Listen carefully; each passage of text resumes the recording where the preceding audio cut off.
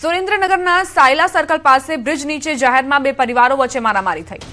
બંને પરિવારો વચ્ચે હિંસક મારામારી થતા સમગ્ર વિસ્તારમાં ભયનો માહોલ સર્જાયો હતો. પોલીસ હાજરીમાં પણ બંને પરિવારના સભ્યો વચ્ચે છૂટા પથ્થરોના ઘા મારવાના દ્રશ્યો સામે આવ્યા. નેશનલ હાઈવે પરના મુખ્ય રસ્તા પર મારામારીની ઘટનાને લઈને કાયદો અને વ્યવસ્થાની સ્થિતિ કથળી. દીકરીને ભગાડી જવાના મનદુખ બાબતે બંને પરિવારો વચ્ચે મારામારી થઈ હોવાની ચર્ચાઓ છે. મારામારીમાં 2 થી 3 વ્યક્તિઓને ઈજાઓ પહોંચી.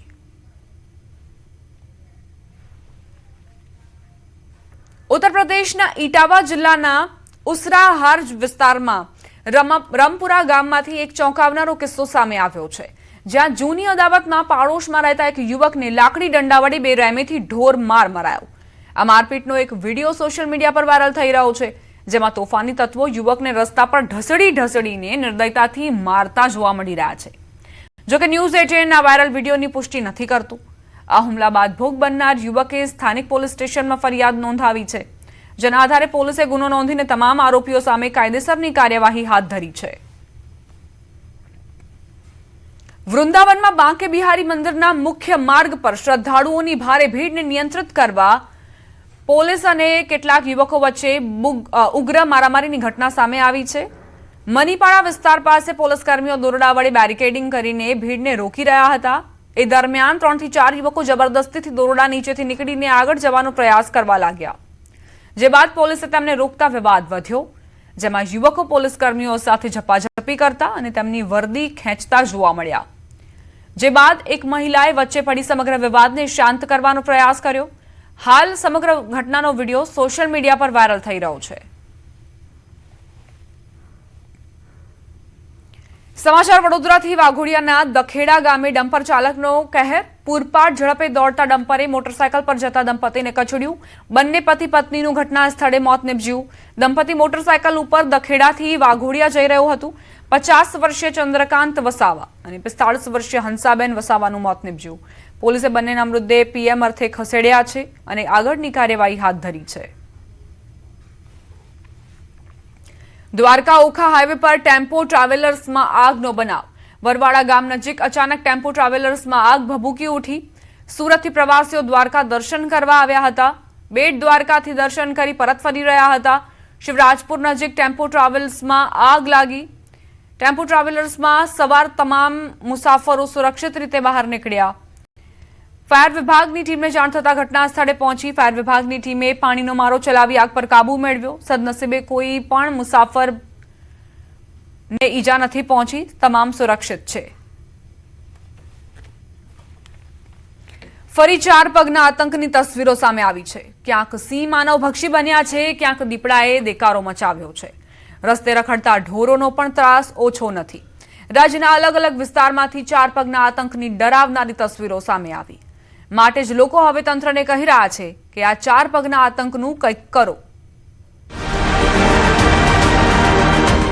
રાજ્યના કેટલાય વિસ્તારો 4 પગના આતંકથી ધ્રુજી ઉઠ્યા છે. ક્યાંક દીપડા અને ક્યાંક સિંહ લોકોને ડરાવી રહ્યા છે, તો ક્યાંક રખડતા પશુઓએ મચાવ્યો છે આતંક. લોકોનું ઘરની બહાર નીકળવું મુશ્કેલ કરી નાખ્યું છે. દ્વારકામાં આખલાનો આતંક. દેવભૂમિ દ્વારકામાં આખલાનો આતંક યથાવત છે. જુઓ આ દ્રશ્યો. દ્વારકાના સલાયામાં આખલાએ રસ્તો માથે લીધો. જાહેર માર્ગ પર 3 આખલાઓ બાખડ્યા. શાક માર્કેટ નજીક 3 આખલાઓ જાણે એકબીજાનો જીવ લેવા તલપાપડ હોય તેમ લડ્યા. બીજી તરફ જાહેર માર્ગ પર આખલાઓના યુદ્ધના કારણે સ્થાનિકો અને રાહદારીઓમાં ભયનો માહોલ ફેલાયો. અચાનક સર્જાયેલી સ્થિતિના કારણે લોકોમાં નાસભાગ પણ મચી ગઈ હતી. સ્થાનિકોએ આખલાને છોડાવવા તેમના પર પાણીનો છંટકાવ પણ કર્યો. જો કે યુદ્ધે ચડેલા આખલા પર કોઈ જ અસર ન થઈ. લાંબા સમય સુધી લડ્યા બાદ આખરે આખલા છૂટા પડ્યા, જે બાદ સ્થાનિકોએ રાહતનો શ્વાસ લીધો. સ્થાનિકોનો આરોપ છે કે વારંવાર રખડતા ઢોર અને આખલાઓના આતંકથી નાગરિકો પરેશાન બન્યા છે, છતાં તંત્ર યોગ્ય અને અસરકારક કાર્યવાહી નથી કરતું. રખડતા ઢોરની સમસ્યાનો કાયમી ઉકેલ લાવવા તંત્ર સામે લોકો દ્વારા માંગ ઉઠી રહી છે. દીપડાએ શ્વાનનો કર્યો શિકાર. હવે આ જુઓ. આ દ્રશ્યો કોઈ જંગલના નહીં પરંતુ એક ફાર્મ હાઉસના છે. ભરૂચના ઝઘડિયાના તલોદરા ગામે શિકારની શોધમાં આદમખોર દીપડો ઘૂસી આવ્યો અને આતંક મચાવ્યો.